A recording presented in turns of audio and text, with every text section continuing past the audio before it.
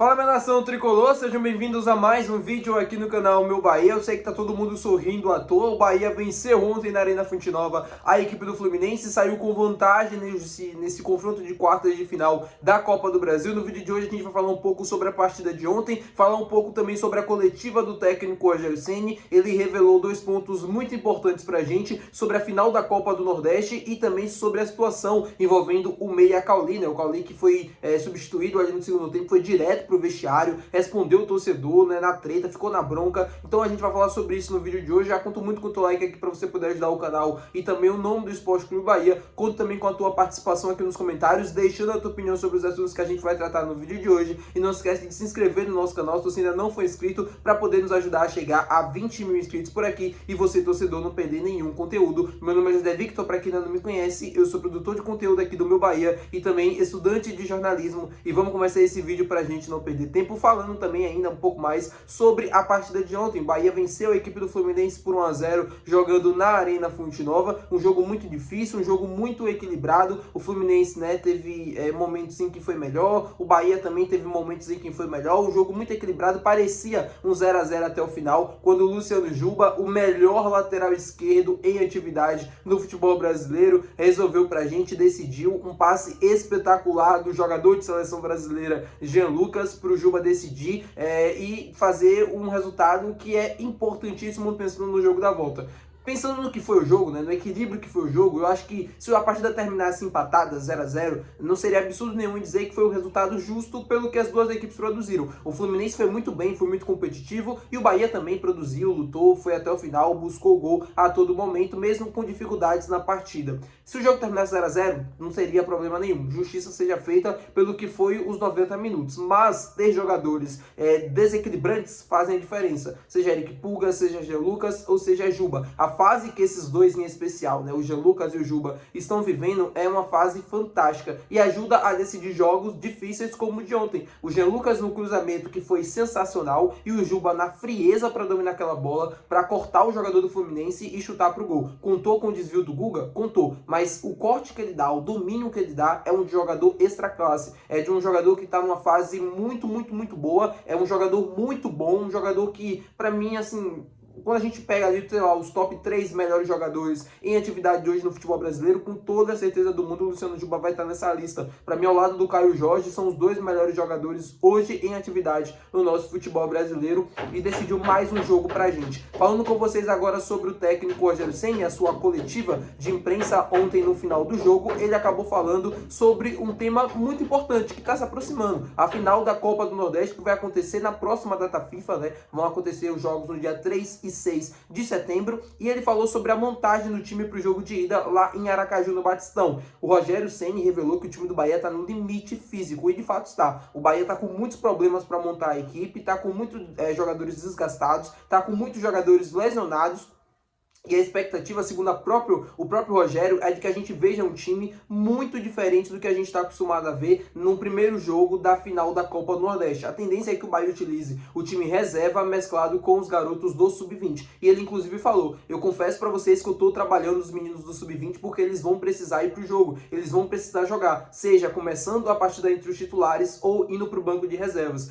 Jogadores como o Fred, como o Vitinho, como o David Martins, o próprio Roger Gabriel, o Sidney, tem o Dodô também, que é zagueiro, Thiago, todos esses atletas que estão hoje no Sub-20, com toda a certeza do mundo, estão se preparando, estão fazendo os treinamentos com o Rogério, para que nesse jogo de ida, né, se precisar, eles possam estar à disposição para ajudar o time, para que o Bahia consiga competir. Eu sempre falo com vocês sobre a equipe do Confiança, né, eu acompanho a Série C por conta do Itabaiana, e eu acompanhei a temporada inteira do Confiança, né, desde o Campeonato Sergipano também. O Confiança foi campeão sergipano, aí começa muito mal a Série C, e no meio, né, da Série C, depois da eliminação pro Vitória, né? Pro Vitória não, depois da classificação em cima do Vitória, na eliminação do Vitória. O Confiança deu uma guinada na temporada, né? O Confiança foi da zona do rebaixamento até luta por G8 de Série C. É muito difícil agora se classificar para a próxima fase, mas é um time que conseguiu, né, dar essa guinada, conseguiu sair da zona do rebaixamento, conseguiu chegar à final da Copa do Nordeste pela primeira vez na história. É um time competitivo, mas é um time de Série C. Eu acho que se o Bahia colocar o time reserva em campo, mesclado obviamente com os garotos do Sub-20, o Bahia vai conseguir minimamente competir contra o Confiança, a partir do que conseguir competir, qualquer resultado, empate, uma vitória, ou até mesmo se for perder o jogo, né, que eu acredito que não aconteça, mas se perder, acredito que por uma diferença mínima, assim como foi o jogo quando o Bahia colocou os garotos do Sub-20, o Bahia tomou, se eu não estou enganado, 2-0 do Confiança lá no Batistão. Se o Bahia optar por um time mais alternativo nesse jogo de ida, para mim ainda tem condições sim de conseguir competir contra o Confiança e conseguir um bom resultado. Não vai ser fácil, porque é uma final e o estádio deles não está lotado, vai ter aquela festa toda e tal, com toda a certeza do mundo, o fator casa pode fazer diferença para o Confiança, mas é um time que ainda é limitado tecnicamente falando, é um time que o Bahia pode vencer, mesmo com o time mesclado, vai ser difícil, mas o Bahia ainda tem condições de conseguir competir contra a equipe sergipana. Falando com vocês agora ainda mais sobre a coletiva do Rogério, acabou falando sobre outros temas também, temas sensíveis, que foi sobre a discussão do Cauli com a torcida do Bahia. O Cauli foi substituído no segundo tempo, logo no início do segundo tempo, e acabou sendo vaiado na saída de campo e ele não gostou. Ele olhou para a torcida, ele queria responder, ele esbravejou, ele ficou muito assim irritado com a postura do torcedor e o torcedor mais irritado com ele ainda. O Rogério revelou na coletiva que foi ele que mandou, né, o próprio Rogério que mandou ele ir pro vestiário para ele não responder à torcida, para ele ir descansar e tal, porque chegou no limite, né? Chegou a um desgaste muito grande que eu confesso pra vocês que eu não consigo entender o porquê. A minha opinião eu já dei no vídeo de ontem, eu vou dar hoje aqui, não tem problema nenhum, lá ele, né, vou dar opinião hoje de novo. Eu entendo aqui, né, e assim, vocês podem não concordar, mas o que eu entendo aqui é que assim, eu sou produtor de conteúdo, estou estudando jornalismo.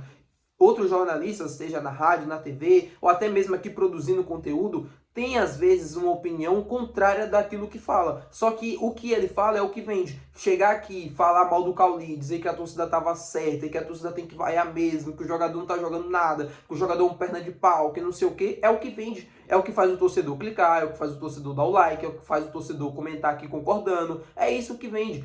Às vezes a opinião do cara não é nem essa, né? Às vezes a opinião do cara é de que, pô, a torcida exagerou um pouquinho, poderia não fazer isso, né? Não é uma situação legal, mas isso não vende. Eu falar isso aqui pra vocês, muitos vão fechar o vídeo, vão dar dislike, não vão comentar coisas positivas, coisas legais, e tá tudo certo, eu já tô aqui há 2 anos, eu sei como funciona. Só que eu vou manter a minha opinião, a minha postura, porque eu sou assim, eu sou completamente imparcial nas minhas análises, eu sou aquilo que eu penso e eu falo aqui com vocês, muitos me seguem por conta disso e eu não vou mudar a minha característica, não vou mudar o meu jeito de produzir conteúdo por conta disso. Eu acho que a torcida exagerou, eu acho que a torcida passou do ponto com o Cauli. Não que o Cauli estava fazendo uma partida excelente e aí as vaias foram super injustas. Não, pelo contrário, o Cauli não estava fazendo uma grande partida. Mas o Cauli não estava fazendo uma grande partida, primeiro, pela posição que ele estava dentro do campo. O Rogério colocou ele para jogar praticamente como um ponta e ele tem dificuldades para jogar como um ponta e ele não consegue ter um rendimento minimamente aceitável jogando nessa posição. E a culpa é do jogador? O jogador pediu para ser escalado daquela maneira? Não. Aí, para mim, o erro tá no Rogério. Mas o Rogério não tinha outra opção. Era isso ou nada. Então eu entendo a escolha do Rogério pelo Cauli e eu entendo o Cauli se sacrificar naquela posição. Ele não estava jogando bem, mas dizer que o Cauli estava comprometendo o rendimento da equipe, para mim já é algo muito grande, fora da realidade, que não aconteceu. O Cauli, dentro das suas limitações, naquela posição, para mim fez de tudo para que o time conseguisse ter minimamente uma inspiração ofensiva. Não conseguiu, porque ele também não estava em um dia bom, como o restante do time também não estava fazendo uma grande partida. E nem por isso o William José, nem por isso o Kaique, nem por isso outros jogadores que foram substituídos foram vaiados. Então eu entendo a impaciência do torcedor com o Cauli, eu entendo as críticas pelo desempenho que ele não vem tendo nos últimos jogos, porém,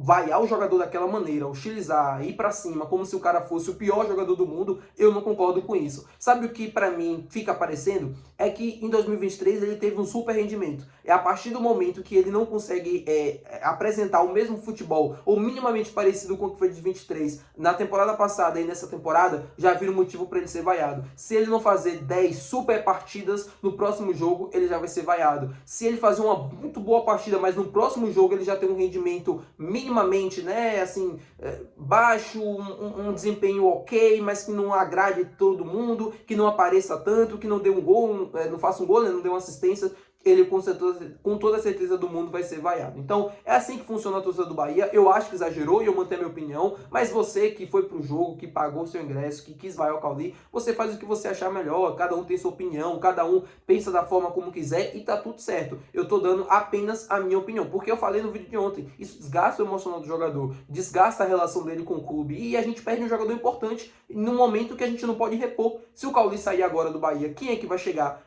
com o conhecimento já tático, né, do esquema do Rogério, com o conhecimento que tem já do grupo, com o entrosamento que tem com os outros atletas, quem é que vai chegar para suprir o Cauli? Ninguém. A gente vai perder um jogador importante por uma birra que não faz sentido. Ponto final. Ele não tá fazendo boas partidas? Não tá fazendo grandes partidas, mas dizer que o Cauli é o grande problema do Bahia em 2025, eu já não consigo concordar. O Bahia é o quarto colocado do Campeonato Brasileiro, finalista da Copa do Nordeste e saiu em vantagem no jogo de ida nas quartas de final da Copa do Brasil. Pode, pela primeira vez na história, conseguir uma vaga na semifinal. E a gente está preocupado querendo hostilizar um jogador importante que não está tendo um rendimento super em alta, mas também não está tendo um rendimento ruim. É dessa forma que a gente está realmente pensando e tal. Eu faço essa reflexão para vocês que pensam dessa mesma forma que eu comentei agora há pouco, né? Sobre vaiar, sobre dizer que ele não merece mais estar dentro do clube e tal. O Cauli, no final do ano, a gente pensando para 2026, será que aí sim vale a pena uma venda? Bom, aí já é uma outra questão. Se ele quiser ser vendido e se o Bahia também entender que pode encontrar uma boa oportunidade de mercado para o próprio clube, né? Para conseguir recuperar o investimento que foi feito no Cauli dos últimos anos, aí eu concordo com a venda, porque de fato a relação dele com o clube está bem desgastada. Porém, se o Bahia não conseguir vender o Cauli, né, com valores que não encontre valores no mercado que sejam aquilo que o clube está querendo e ele também queira permanecer, também não vejo problema nenhum em o Cauli continuar para a temporada de 2026, tá bom, meu povo? Muito obrigado por você ter assistido esse vídeo. Se você gostou, não esquece de deixar o teu gostei, que é importante. Não esquece de se inscrever no nosso canal. Até o próximo vídeo, valeu, tchau!